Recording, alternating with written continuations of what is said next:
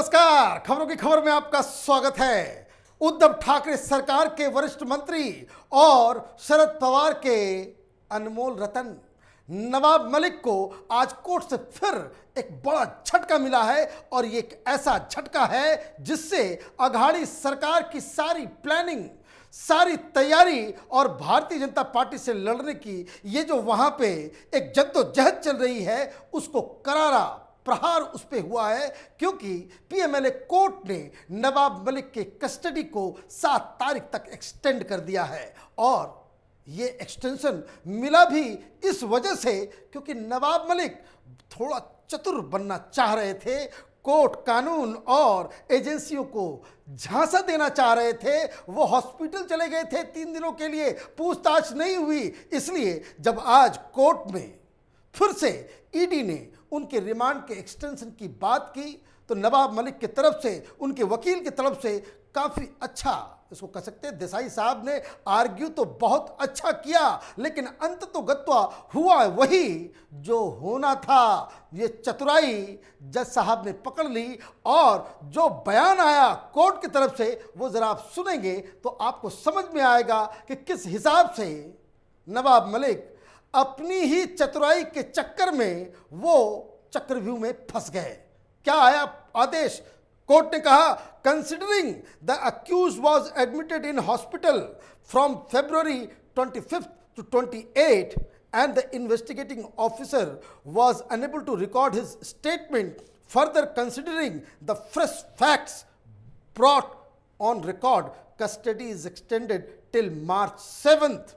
Nawab Malik's application under section 167(2) of the CRPC opposing remand and seeking his release forthwith rejected in view of the application filed in HC. दो अकलमंदी और दोनों ही अकलमंदी चालाकी वो आज उल्टा पड़ गया। दांव उल्टा पड़ जाना इसी को कहते हैं। एक तो वो सवाल जवाब से बचने के लिए उन्होंने हॉस्पिटल का सहारा लिया। किसी ने कहा छाती में दर्द है, किसी ने कहा पेट में दर्द है, किसी ने कहा कि कुछ दिन पहले स्टोन का ऑपरेशन हुआ है, किसी ने कहा कि नहीं प्रेशर की बीमारी है, शुगर है, किसी ने कहा पेशाब के रास्ते ब्लड आ रहा है। तरह तरह की खबरें आई। खैर, उन खबरों को जाने दीजिए, लेकिन जैसे ही उनके बेटे को समन भेजा गया ये वापस ईडी के दफ्तर पहुंचे। लेकिन आज जब सुनवाई हुई तो जज साहब ने कहा कि चूंकि पूछताछ के लिए तो समय मिला नहीं, आप 3 दिन तक हॉस्पिटल में ही रहे तो आपको तो सवालों का जवाब देना पड़ेगा।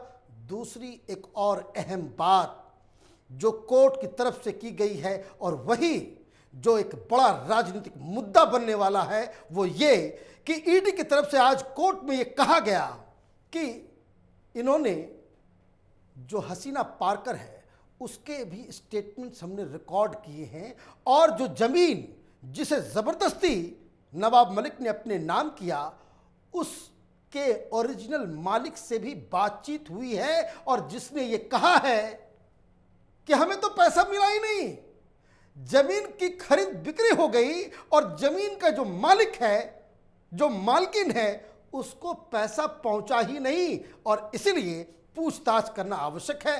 तो एक तो हॉस्पिटल में आप रहे तो जज साहब ने कहा भाई अब 7 तारीख तक, और ये 7 किस लिए?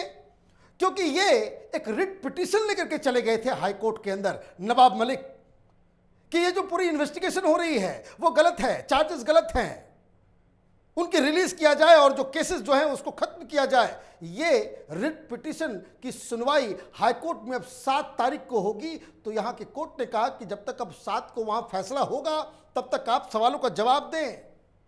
मतलब ये शरद पवार को आज ये फैसला काफी महंगा पड़ने वाला है राजनीति में, राजनीति के खेल में, और इस तरह के क्राइसिस मोमेंट में समय का बड़ा ही ज्यादा महत्व होता है।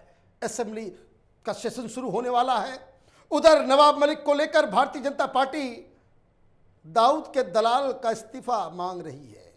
पोस्टर्स लेकर के असेंबली पहुंच गए बीजेपी के लोग और वो कह रहे हैं कि जो दाऊद का दलाल है उसका इस्तीफा होना जरूरी है। आज देवेंद्र फडणवीस ने भी हमला किया। उन्होंने कहा ये पहली बार ऐसी बात हो रही है कि जब किसी शख्स के ऊपर इतने संगीन आरोप हो वो हिरासत में गया। महाराष्ट्र में आज तक ऐसा कभी नहीं हुआ कि उसकी इस्तीफा नहीं हुई।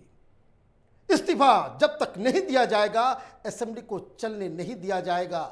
शिवसेना की तरफ से कहा जा रहा है कि बड़े दाऊद दाऊद क्यों किया जा रहा है। दाऊद दाऊद इसलिए किया जा रहा है क्योंकि जो केस ईडी फाइल कर रही है वो टेरर फंडिंग का है। वो पूरा मामला वो इस प्रकार से है कि नवाब मलिक अपने क्रियाकलापों से ये जो ग्लोबल टेररिस्ट है दाऊद इब्राहिम और उसका जो गैंग है डी कंपनी, उसके लिए उसकी फंडिंग वो कर रहे थे।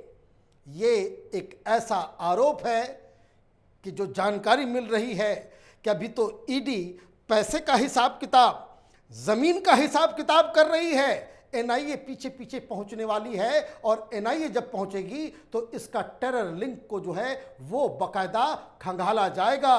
कोर्ट के अंदर नवाब मलिक के वकील ये कह रहे हैं बहुत पुराना मामला है, अब इन सब मामलों को उठाने की क्या आवश्यकता है। मामला पुराना हो सकता है लेकिन राजनीति तो खेल ही वैसा होता है कि पुराने पुराने मामले को उठा करके आप नया बनाते हो। भाई आज़ादी की लड़ाई हुए तो बहुत दिन बीत गए 47, लेकिन अब भी सवाल उठाए जाते हैं। किसने आज़ादी की लड़ाई में हिस्सेदारी की, किसने दलाली की, किसने देश को तोड़ा, कौन था वो जो जिन्ना का सहायक था, किसने हिंदू महासभा के किस लीडर ने क्या कहा, किसने टू नेशन थ्योरी दी। ये बातें तो होती है, राजनीति का एक तो अहम हिस्सा है। इसलिए ये आर्गुमेंट कि बम्बे धमाके तो बहुत पुराने हो गए, इतने साल बीत गए, अब इन मामलों को उठाने के क्या फायदा। राजनीति में अपने किए गए पुराने पापों का हिसाब देना होता है और वही सही राजनीति है। और इसलिए दाऊद इब्राहिम का नाम आते ही जब से नवाब मलिक हिरासत में गए हैं शरद पवार की तरफ से बयान नहीं आया है। शरद पवार की ये चुप्पी कई सारे इशारे कर रही है। एक तो वो नाराजगी कि ये सरकार क्या कर रही है, अभी तक भारतीय जनता पार्टी के लीडर्स के खिलाफ कोई कार्रवाई क्यों नहीं हुई है। बदला जा रहा है अधिकारियों को, बदला जा रहा है उन तमाम लोगों को, सीआईडी के लोगों को भी बदलाव करने की बात अब सामने आ रही है कि बहुत जल्द कई सारे ऑफिसर्स का भी तबादला होगा, उनके डिपार्टमेंट्स बदले जाएंगे क्योंकि शरद पवार इस बात से नाराज हैं कि नवाब मलिक को ईडी अरेस्ट करने वाली थी, हिरासत में लेने वाली थी और उसके लिए जो तैयारी सेंट्रल एजेंसियों ने की थी कि बहुत सारे सीआरपीएफ के लोगों को वो मुंबई लेकर के आ गई और महाराष्ट्र की सरकार को, गृह मंत्री को, मुख्यमंत्री को, सीआईडी को, किसी को इसके बारे में जानकारी थी ही नहीं। और जानकारी नहीं थी तो ये इतनी बड़ी चूक कैसे हुई। और इसलिए मुंबई पुलिस कमिश्नर का त्यागपत्र ले लिया गया, नया पुलिस कमिश्नर बनाया गया। लेकिन कहानी यही खत्म नहीं हो रही। मसला राजनीतिक इसलिए है क्योंकि बीएमसी का चुनाव है। शिवसेना एक अजीब कैच 22 सिचुएशन में फंस गई है, इधर जाएं या उधर जाएं। नवाब मलिक के ऊपर बयान नहीं आ रहा, लेकिन दाऊद को लेकर जिस हिसाब से भारतीय जनता पार्टी हमलावर है तो शरद पवार के साथ सहमति रखते हुए, क्योंकि ये जो दाऊद का जो मसला है, ये जो बोहरा कमेटी रिपोर्ट है, जो मुंबई धमाके के बाद जिस तरह की गतिविधियां हुई, ये तमाम लोग जो आज ये नवाब मलिक के साथ खड़े हैं उनसे पूछा जाना चाहिए कि भाई जब धमाके हुए थे, जब इस गैंग को पकड़ा गया था, वो कौन लोग थे जो इनके साथ खड़े थे और वो कौन लोग थे जो इस दाऊद इब्राहिम के गैंग से दो दो हाथ कर रहे थे, हिंदुओं की जान बचा रहे थे।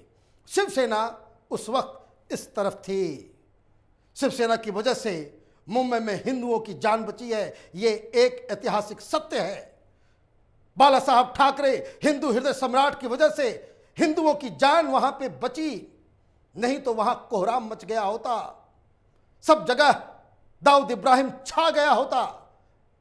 आज शिवसेना नवाब मलिक को बचाने में जुटी हुई है, इस्तीफा नहीं ले रही और भारतीय जनता पार्टी इसी पे प्रेशर लगा रही है। कि आपको इस दाऊद के दलाल को इसका इस्तीफा लेना होगा। और इस्तीफे की चुप्पी की वजह से शिवसेना की तरफ से एक नया प्रहार हुआ है। नया प्रहार यह है कि भाई दाऊद इब्राहिम अचानक से क्यों कर रहे हो? अगर हिम्मत है तो पाकिस्तान से उसे उठा के लेकर के आओ। सवाल तो पूछा जा सकता है महाराष्ट्र की सरकार से भी और शिवसेना से भी कि हाईकोर्ट के आदेश के बावजूद ये जो भिंडी बाजार में दाऊद इब्राहिम की इमारत है, हाईकोर्ट के आदेश के बाद भी उसके ऊपर अब तक बुलडोजर क्यों नहीं चला? बुलडोजर चलाने के लिए आपको कंगना रनौत, असहाय एक महिला, एक लड़की जिसने जद्दोजहद करके, स्ट्रगल करके अपना एक आशियाना क्रिएट किया था, उस पर तो बुलडोजर चलाने में आप समय नहीं लगाते। दाऊद इब्राहिम के बिल्डिंग को छूने में आपकी हिम्मत पस्त हो जाती है। तो अभी सवाल जवाब का सिलसिला चलेगा। ये लंबा मसला फंसने वाला है क्योंकि नवाब मलिक अभी फिलहाल हिरासत में हैं और कब तक ये हिरासत में रहेंगे, क्या उन्हें जेल जाना होगा? जिस तरह के आरोप लगे हैं और जिस तरह के तथ्य आ रहे हैं, और अगर ईडी के पास ये सारे सबूत हैं तो ये कहना पड़ेगा कि कुछ दिनों के बाद जिस तरीके से अनिल देशमुख अर्थर रोड जेल में हैं, बगल के कमरे में वहां नवाब मलिक पाए जा सकते हैं अगर इनके पास वो सारी सबूत मौजूद हैं तो। और फिर इस्तीफा कैसे रोका जाएगा, ये एक बड़ा सवाल शरद पवार के सामने मंडरा रहा है। एक बड़ा सवाल उद्धव ठाकरे के मन में उनको कचोट रहा होगा कि ये एक ऐसी मुसीबत में हम फंस गए हैं कि नवाब मलिक को बचाएं या फिर बीएमसी चुनाव में शिवसेना को बचाएं। आप देखते रहिए कैपिटल टीवी। हमारे वीडियोस को लाइक कीजिए, शेयर कीजिए और हमारे चैनल को सब्सक्राइब कीजिए। धन्यवाद।